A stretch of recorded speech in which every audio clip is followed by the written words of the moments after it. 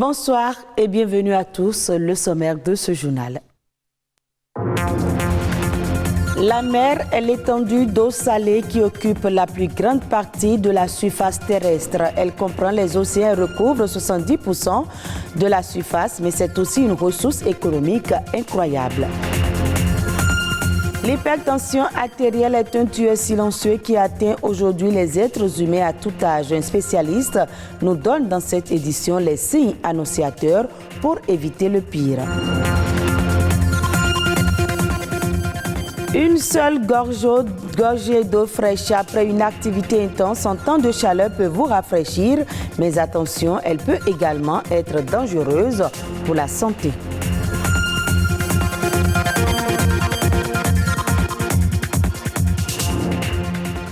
Merci de votre fidélité. Le 10 juillet, au plan mondial, est décrété journée de sensibilisation au passage à niveau. Ceci depuis 2009. Trop de personnes trouvent la mort ou sont blessées chaque année lors d'accidents sur des passages à niveau. L'observation objective des faits montre qu'il ne s'agit que très rarement d'un problème ferroviaire, mais bien plus souvent d'un problème de comportement des autres usagers, piétons, automobilistes et autres. Par conséquent, le respect des règles de signalisation du code de la route et la simple prudence permettraient de réduire de façon considérable le nombre d'accidents. La mer occupe la plus grande partie de la surface terrestre. La mondialisation des économies repose sur la libre circulation des flux maritimes. C'est un véritable enjeu de trafic maritime et de navigation. Cependant, au-delà du rôle qu'elle joue, la mer est essentielle pour la croissance économique de toute nation. Plus de précisions dans ce reportage. Son importance pour le développement de l'écosystème n'est pas toujours perceptible. La mer joue un rôle important dans la croissance économique de toute nation. Elle couvre une grande partie de la surface du globe. Notre survie sur Terre en dépend. En matière de biodiversité, il y a plus d'espèces au niveau des mers que dans les océans, parce que c'est interne au continent. Maintenant, la mer constitue la zone d'échange de tampons, d'évaporation pour pouvoir reprendre la formation des nuages pour la pluie. Et c'est dans la mer aussi que vous avez les métabolismes, parce que fournir beaucoup de CO2 dans l'atmosphère, ça passe aussi par la mer. Il y a aussi la quantité de sel que nous avons au niveau de la mer qui est très utile. Vous allez voir qu'à des moments donnés, on conseille aux gens de consommer ce type de sel-là. Les avantages sont vraiment énormes. Des avantages qui ne cessent d'accroître au fil des jours, notamment dans le secteur des transports maritimes. Environ 80% des marchandises du commerce mondial transitent par la mer. Elle devient ainsi le premier mode de transport avec plus de 9 milliards de tonnes de cargaison chaque année. La mer constitue le seul élément qui permet de transporter les marchandises de poids très élevé. Tout ce qui est fabriqué en Europe et autres, tout est envoyé dans les pays en développement par la mer. Donc le transport maritime constitue un grand rôle dans le développement économique de toute la nation. Vous allez voir que s'il n'y a pas ce transport-là, il y aura vraiment des problèmes sur le plan économique. Je voulais lancer, comment on appelle, pour que nous puissions, à chacun à son niveau, puisse vraiment protéger la mer et éviter vraiment d'aller déposer n'importe quoi dans la mer. Protéger la mer des déchets est la seule solution qui s'impose à l'humanité pour sauvegarder l'environnement.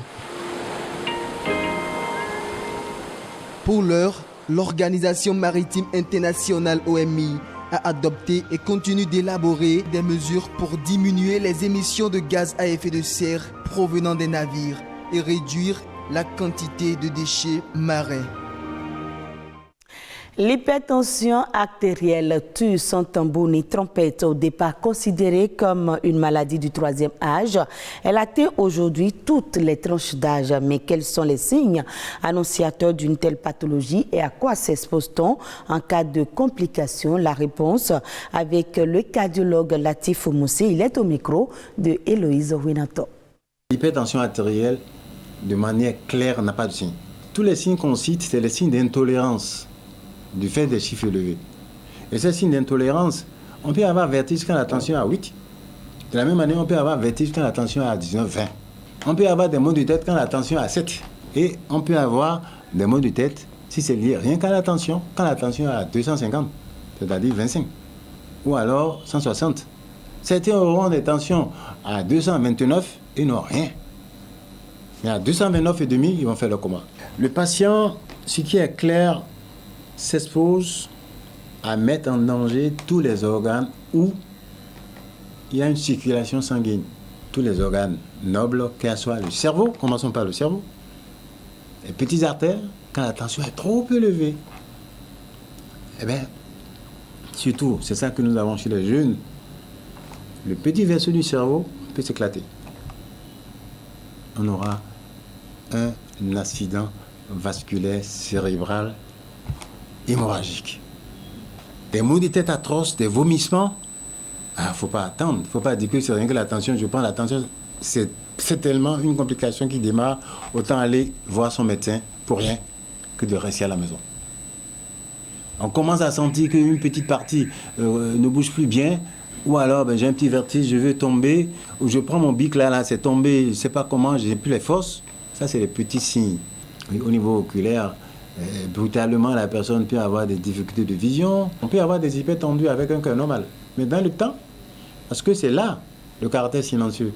Quand le cœur commence vraiment à souffrir parce que la tension est à 15, ensuite, non traité, la tension monte à 20, au-delà, alors le cœur va grossir dans l'épaississement.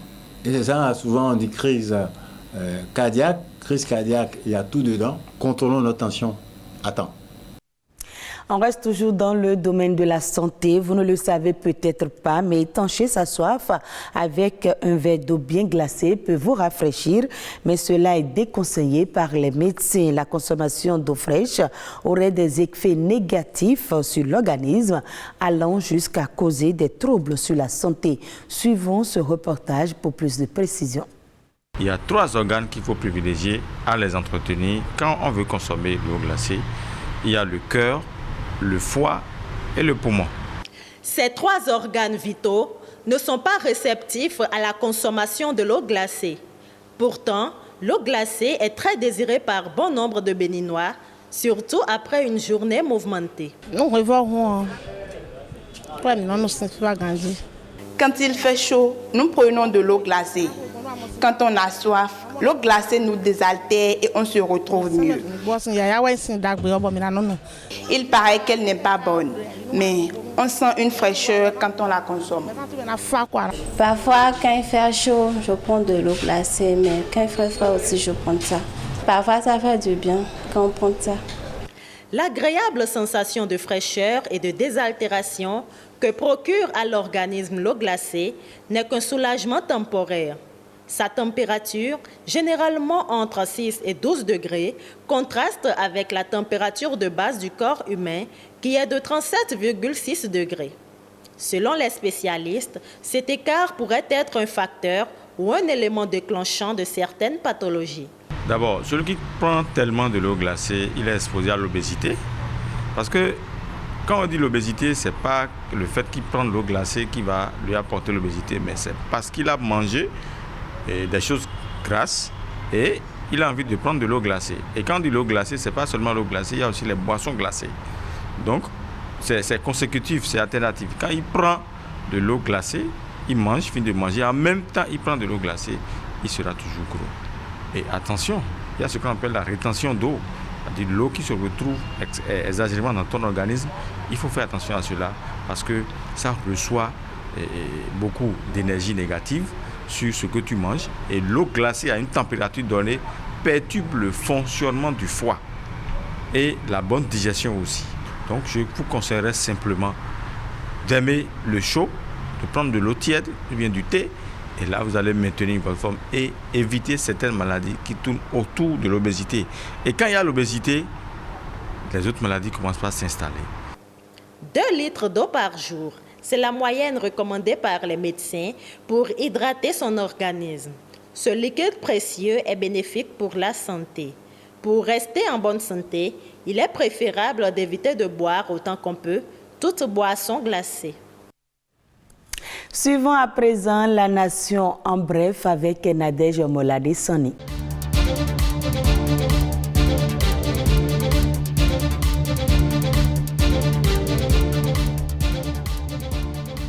Des engrais urée subventionnés par l'État béninois ont été réceptionnés par le ministre de l'Agriculture Gaston Dossoui au port de Cotonou. Des intrants destinés à la campagne 2022-2023. À en croire le ministre, 36 000 tonnes sont déjà réparties dans les magasins sur l'ensemble du territoire national. 42 000 tonnes ont été réceptionnées et une cargaison de 31 000 tonnes est attendue dans les jours à venir. L'autorité en déduit donc qu'aucune crainte ne devrait subsister dans les rangs des producteurs. Il les exhorte à faire bon usage de ces produits et éviter les tentatives de sortie frauduleuse du pays de ces intrants subventionnés. Les fidèles musulmans désireux de se rendre en Arabie Saoudite pour le pèlerinage annuel peuvent se faire consulter et se faire vacciner sur plusieurs sites dans tous les départements. À travers un communiqué, le ministre de la Santé a rendu public la liste des sites affectés pour répondre à cette exigence du pays organisateur du Hajj 2022. L'année scolaire 2022-2023 sera marquée par le démarrage effectif des classes culturelles, une décision du gouvernement prise lors du dernier Conseil des ministres. Les curricula sont validés, les encadreurs recrutés et les équipements pédagogiques sont acquis pour donner une chance d'éclosion aux talents culturels qui sommeillent en chaque apprenant. Odile Arouanou conserve son titre de championne d'Afrique en heptathlon. L'athlète béninoise spécialiste de l'heptathlon a décroché la médaille d'or au championnat d'Afrique senior d'athlétisme en île Maurice. Elle avait déjà été couronnée championne d'Afrique en 2018 lors des 21e championnats d'Afrique d'athlétisme tenus au Nigeria.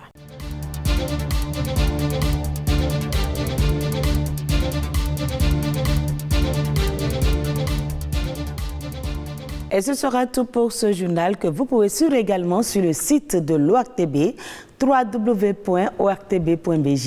Merci de nous avoir suivis.